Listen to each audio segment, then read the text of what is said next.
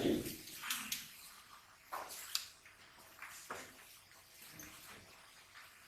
Kita akan kembali membuka firman Tuhan pada saat ini di dalam Roma 12 ayat 1 sampai yang ke-8. Saudara, kita bersyukur karena hari ini kita beribadah untuk yang kedua kali di gereja ini bersama-sama, walaupun mungkin belum semua jemaat kita hadir karena lansia atau karena ada anak-anak kecil. Kita sekali bersyukur atas kesempatan saat ini. Saudara, masih tentang mengenai bagaimana saya dan saudara memuji Allah. Khususnya pagi ini, bagaimana saya dan saudara bisa memuji dan beribadah yang benar. Terus seperti minggu yang lalu saya katakan bahwa banyak gereja-gereja Tuhan waktu mengadakan ibadah online atau live streaming, bahkan juga melalui Zoom, banyak kendala, walaupun bisa berjalan, banyak kendala. Dan juga banyak yang bertanya, apakah ini sungguh-sungguh ibadah atau hanya karena mengikuti saja? Saudara, memang sekali lagi mungkin kendalanya banyak. Memang ibadah itu memang harus secara fisik, itu berkumpul memuji dan memuliakan nama Tuhan. Kalau terpisah-pisah itu saya juga tidak tahu apakah Tuhan berkenan atau tidak. Tetapi pengertian ibadah itu memang harus berkumpul bersama-sama memuji dan memuliakan nama Tuhan. Entah itu banyak, entah itu sedikit. Seperti yang kita lakukan beberapa waktu yang lalu. Saya hanya memimpin dari gereja dan Bapak Ibu beribadah bersama keluarganya masing-masing. Itu juga ibadah. Karena ada pertemuan secara fisik. Bapak Ibu Saudara, memang saat-saat seperti ini kita mungkin belum senyaman sebelum ada pandemi COVID ini. Tetapi apapun yang kita lakukan, mari kita berusaha untuk memuji dan beribadah yang benar.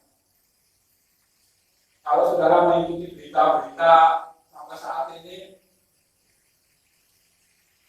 justru keadaan negara kita belum baik.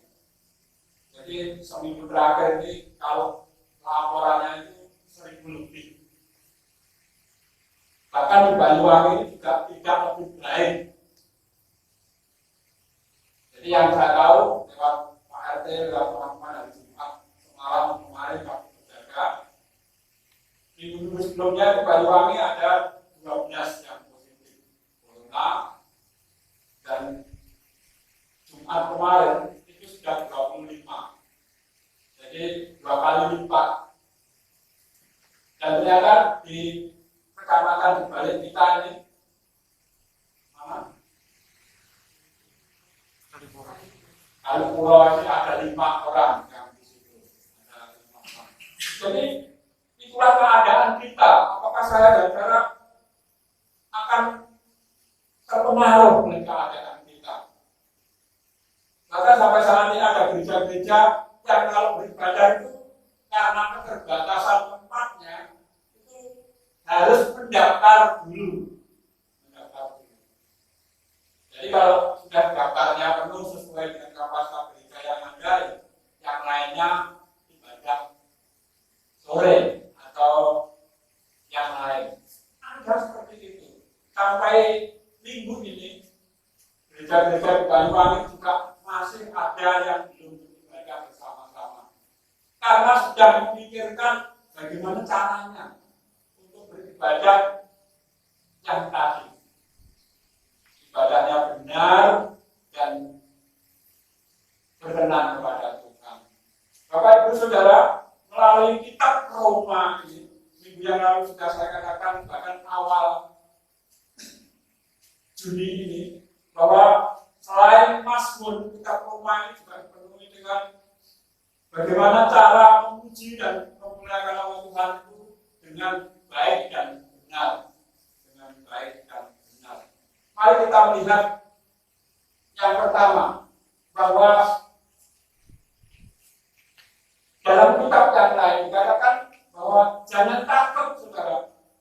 Kita ini tetap dilindungi oleh Tuhan. Kalau saya dan saudara itu ingin beribadah, yang beribadahlah. Tapi bukan berarti kita sembrono. Minggu yang lalu saya juga pakai ini, pakai masker, dan saya merasakan melopokkan diri. Jadi sekarang masker saya lepas saja supaya lebih aman. Saudara tidak nyaman, tapi sekali lagi Tuhan Allah itu melindungi kita dengan cara bukan berarti saya dan saudara itu cakar PDW, tapi harus juga menjaga diri kita masing-masing.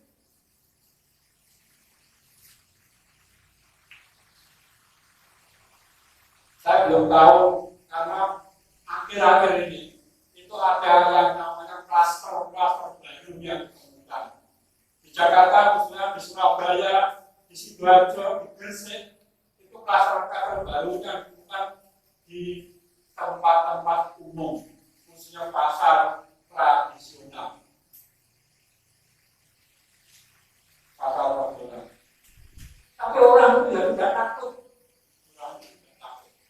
Apalagi saya dan saudara datang beribadah. Saya akan kembali membaca firman Tuhan belum Mazmur itu, sebelum rumah ini, Mazmur 139. Seperti minggu yang lalu juga saya baca hanya ayat 5. Ini saya baca keseluruhan. Doa di hadapan Allah yang Maha Tahu.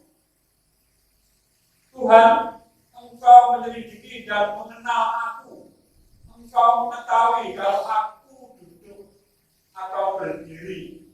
Engkau mengerti pikiranku dari jauh. Engkau memeriksa aku kalau aku berjalan dan berbaring. Segala jalanku kau maklumi.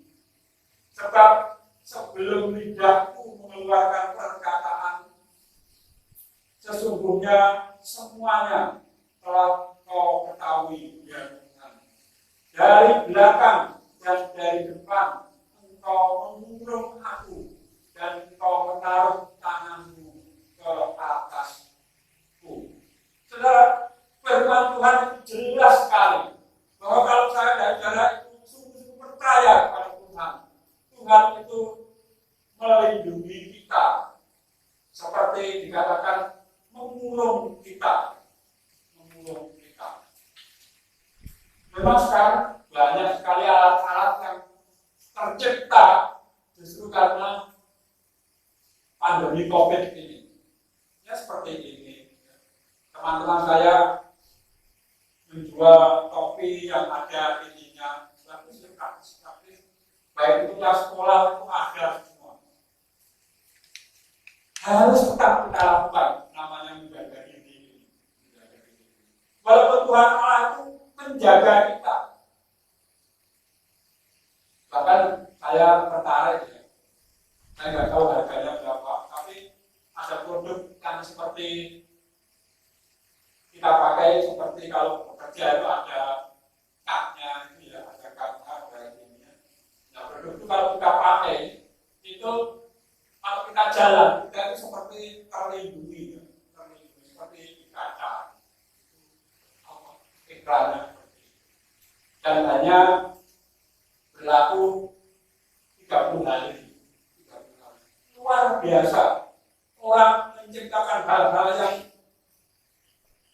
diberkati oleh Tuhan. Dengan cara sekali lagi supaya saya dan saudara terlindung. Kalau Tuhan itu sudah berkata menjaga kita, tanggung jawab kita, saya dan saudara juga harus melindungi diri.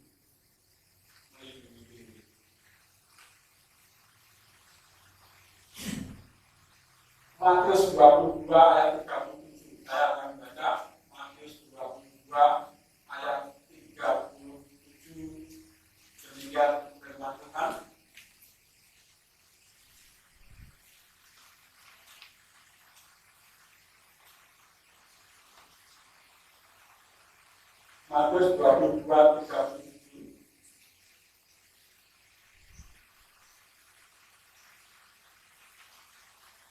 Kata Yesus kepadanya, kasihilah Tuhan Allahmu dengan segenap hatimu, dan dengan segenap jiwamu, dan dengan segenap akal budimu. Ini hubungannya dengan ibadah, artinya. Jadi kalau saya dan saudara itu beribadah, sesungguhnya saya dan saudara sedang melihat bahwa saya dan saudara itu mengasihi Tuhan Allah itu dengan sebaik-baiknya. Karena dengan segala kekuatan kita, segala akal pikir kita. Bapak Ibu Saudara yang dikasihi Tuhan, kita sekali lagi patut selalu mengucap syukur dalam kehidupan kita. Karena sampai saat ini ternyata saya dan saudara juga tetap dilindungi oleh Tuhan. Walaupun sekali lagi sangat terbatas. Setelah kami tahu di Banyuwangi ini justru makin meningkat, istri saya itu kalau ke pasar itu tengah hari, karena kalau pagi itu juga orang nggak pernah memperhatikan orang lain. Bahkan kalau saya ngantar itu saya nunggunya itu di pojok, jauh sekali.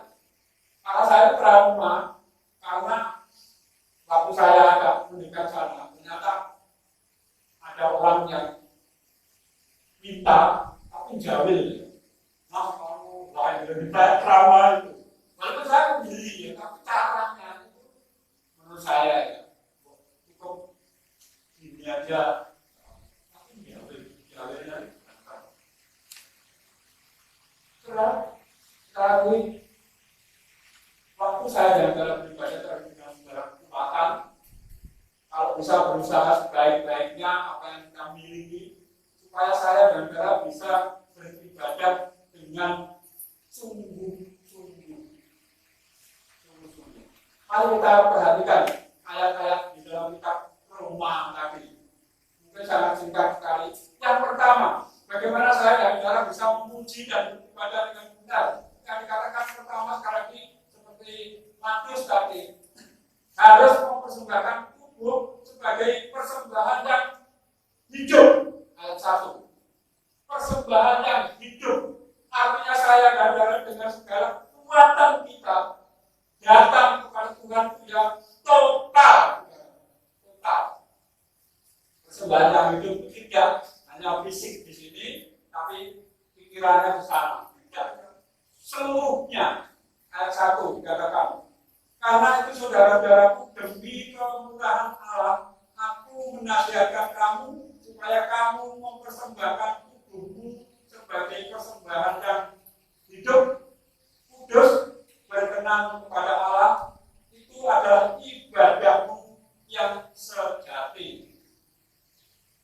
Jadi jelas sekali ayat ini bahwa waktu saya dan dalam beribadah itu harus beribadah dengan sungguh-sungguh dan hidup. Total tadi Matius 22 ayat 37. Yakobus 1 ayat 26. Demikian Yakobus 1 ayat 26.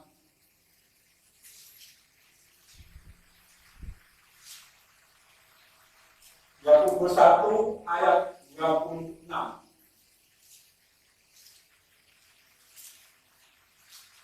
Jikalau ada seorang yang menganggap dirinya beribadah, tetapi tidak mengekang lidahnya, ia menipu dirinya sendiri, maka sia-sialah ibadahnya. Sudah, saya berharap ibadah saya dan saudara itu tidak sia-sia. Ayat firman Tuhan itu mengingatkan kita bahwa sebenarnya kalau saya dan saudara ibadah dengan tidak sungguh-sungguh, itu bukan menipu saya, bukan menipu orang lain, tetapi menipu diri sendiri. Dan terserah saya dan saudara saat ini itu beribadah sungguh-sungguh atau tidak, itu yang tahu Bapak Ibu sendiri.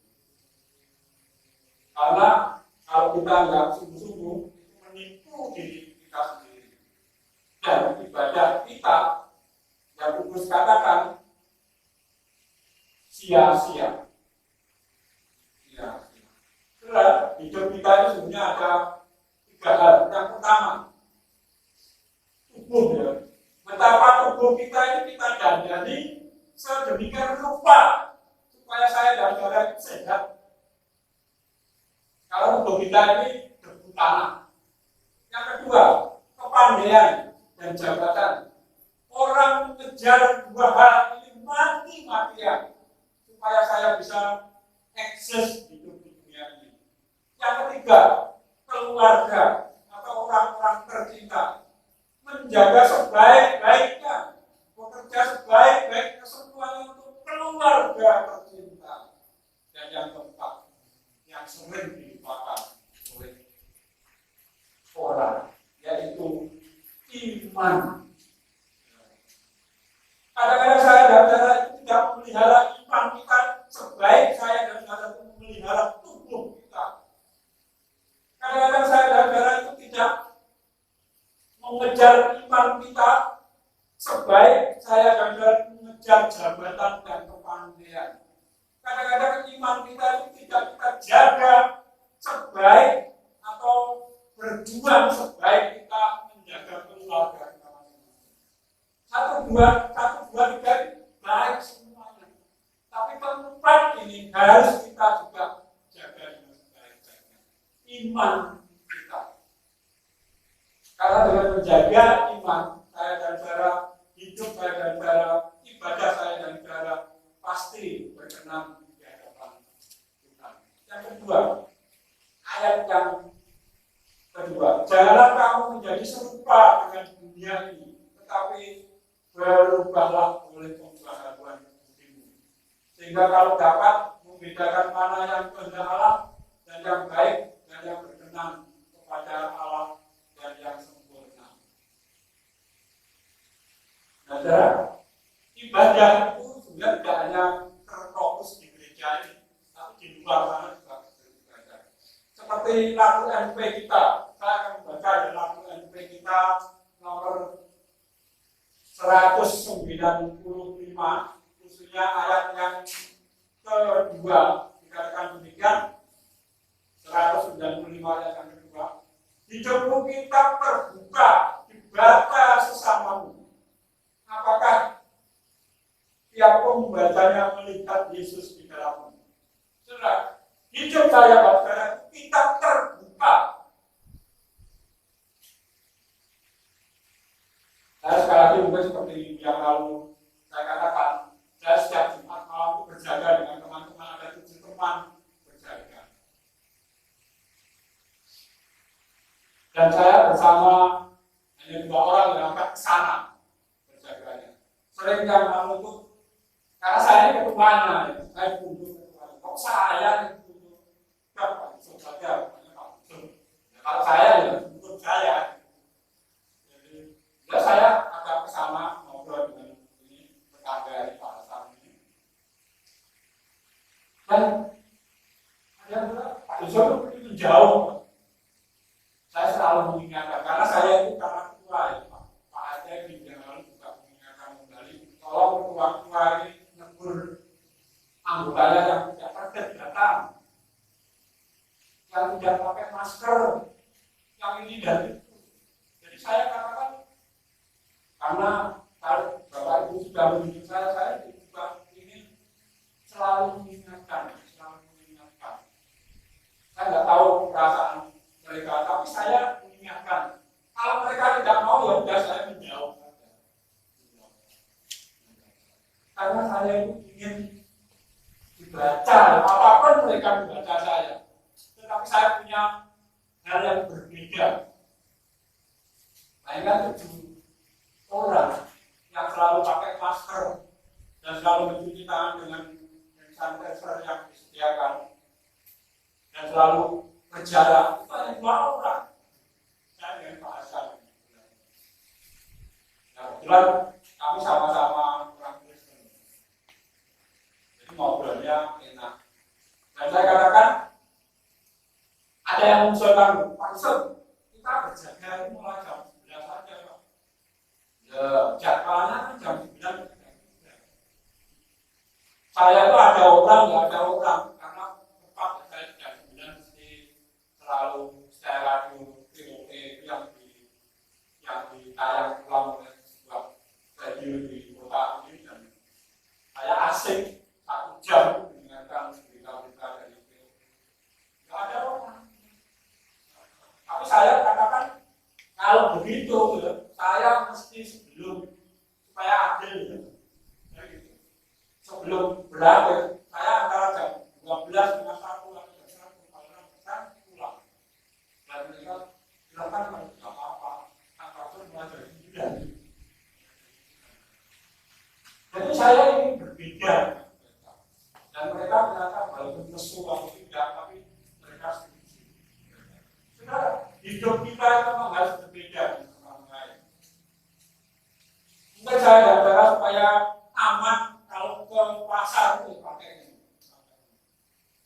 Istri saya ini belanja ke pasar mesti bawa tas sendiri, kresek sendiri, kalau uangnya juga dimasukkan kresek. Bahkan istri saya ada cerita ada seorang ibu yang luar biasa menjaga dirinya. Setiap kali menerima uang itu pakai handphone. Jadi tidak apa-apa berbeda demi kebaikan.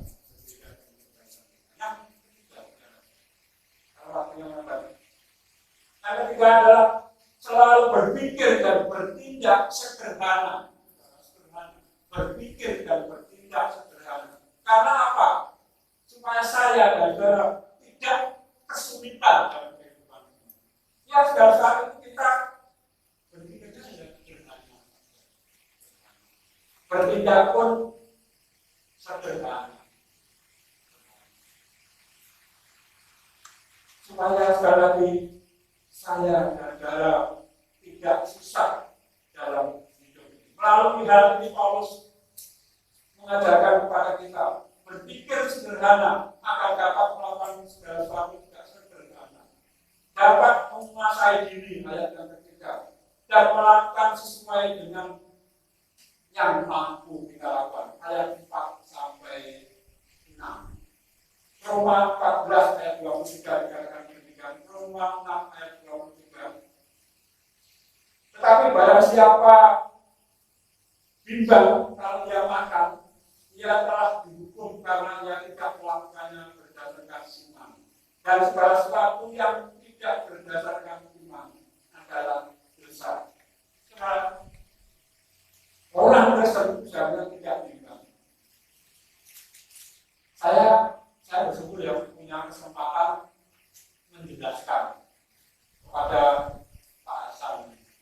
Dia sudah sepuh, tapi namanya rokok luar biasa, mati.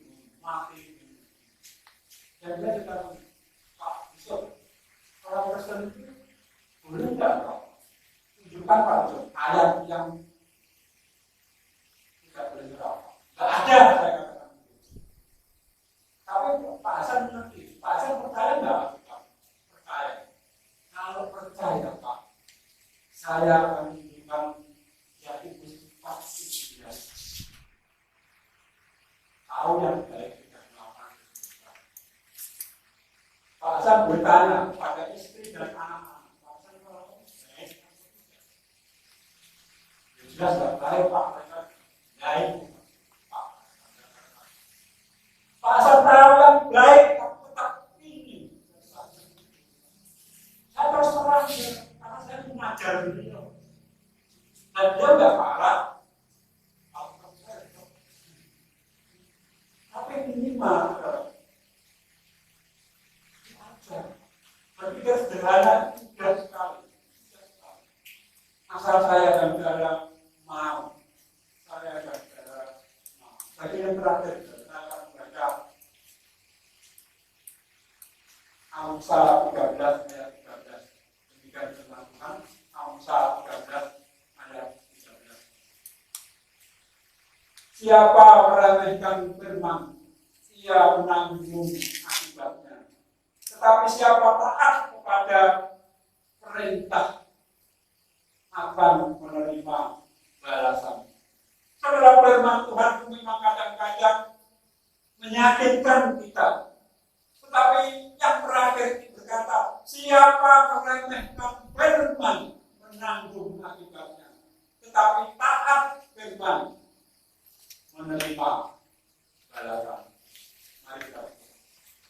Kalau kalian juga kami bersyukur karena firman-Firman saat ini boleh kami dengar dan kami rindu Tuhan sebagai orang-orang yang percaya Tuhan untuk menerima firman Tuhan, tidak meremehkan yang Tuhan katakan. Kami rindu Tuhan menjadi pelaku firman Tuhan dalam kehidupan. Dalam nama Tuhan Yesus